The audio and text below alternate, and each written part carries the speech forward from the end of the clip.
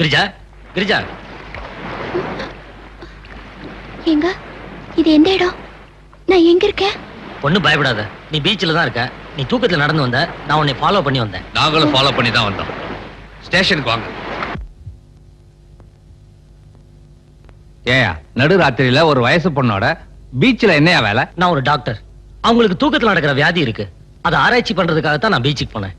ஆராய்ச்சி நடுராத்திரிலையா பண்ணுவிய? சரியான ஆளியா நீ. இப்படி மாட்டிக்கிட்டவன்லாம் புது பொண்டாட்டின்னுவன், காதலின்னுவன், கல்யாணம் பண்ணிக்கிட போறேன்னுவன். அப்படி சொல்லியிருந்தா கூட உன்னை மன்னிச்சு விட்டுருக்கலாமியா. ஆனா நீ நோயாளின்னு சொல்லி என்னையே காது குத்துன பாரு, உன்னை மன்னிக்கவே கூடாதியா. கான்ஸ்டபிள் பிடிச்சு உள்ளதாரு. சார், இது நான் வந்து ஒரு பெரிய குடும்பம். கிரிஜா, நீ என்ன பேசாம இருக்க சொல்லு. சார், எங்க 2 பேருக்கும் கூடிய சீக்கிரத்திலேயே கல்யாணம் நடக்க போகுது. நிச்சயம் கூட ஆயிடுச்சு சார். அப்படியாமா? இத முன்னாடியே சொல்லி இருக்கப்படாது. யோ, சாமி படத்துல இருக்கிற அந்த மாலையை கலத்து. ஆளுக்கு ஒரு மாலையை குடியா. சார், மாலையை மாத்திக்கிடுங்க. சார், நிச்சயம் ஆயிடுச்சுன்னு சொன்னில்ல, அப்புறம் என்ன தயக்கம்? மாலையை மாத்திக்கங்க. சரி. மாலையை மாத்திக்கிறியா? உள்ள தள்ளவா? சரி. குட், அப்படியே இருங்க, வரேன்.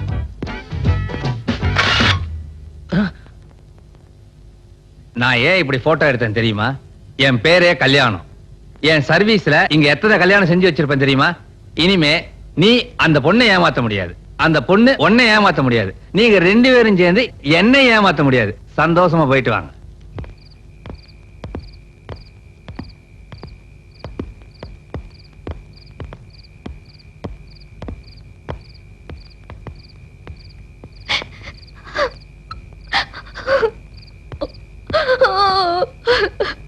ஐயோ, ஏன் அழுகுற? உள்ள நடந்த விஷயம் வெளியில தெரிஞ்சா என்ன வேற யார் கல்யாணம் படிப்பாங்க? என்ன கிரிஜா அப்படி சொல்லிட்ட? என் மானத்தையும் குடும்ப கௌரவத்தையும் காப்பாத்தின உன்னை நான் விட்டுருவேனா? அழாத.